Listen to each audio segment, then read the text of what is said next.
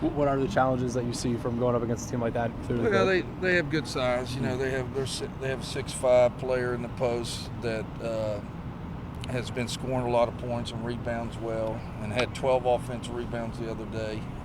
You know, they have some good, strong guards, so it's going to be a great tournament between LSU, Iowa, and Florida International. So it's a great tournament. It's on the road, but it's on a neutral floor, which I like also.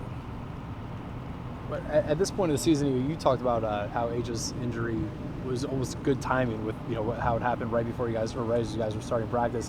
Are you seeing that they're taking well to the changes that need to be made at this point? And I guess going into a game like this where you talk about their size, how much now does Yaya have a little bit added pressure to her game? Yeah, that's big. We don't have a lot of size outside of Yaya without Aja in there, but Avery Fields and Crystal Leary have been doing a good job, but now we're going to go get size. So we'll see what we're doing. We really haven't went against size so far this year. But this will give us a good test going into Big 12 because Big 12 has a lot of size. So I'm interested in seeing how we play against that size. If we do a good job keeping them off the boards or rebounding and that type of stuff. You touched on it the other day about everybody talks about you have everyone back but one player from last year, yet with all the new players in the mix right now, it almost seems like a new team at times.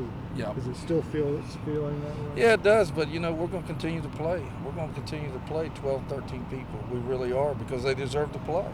I just don't see a big, when you bring some of the players off the bench, there's not a big letdown. Sometimes, a lot of times, the last two games, the second half, we played some other people that got us back in the game and we played better. So, we're going to continue to play a lot of people, and when you do that, you got to make the most of it when you have an opportunity to play. So hopefully we'll pick it up a little bit. You're starting to find certain combinations that work well for you. Yeah, I think so.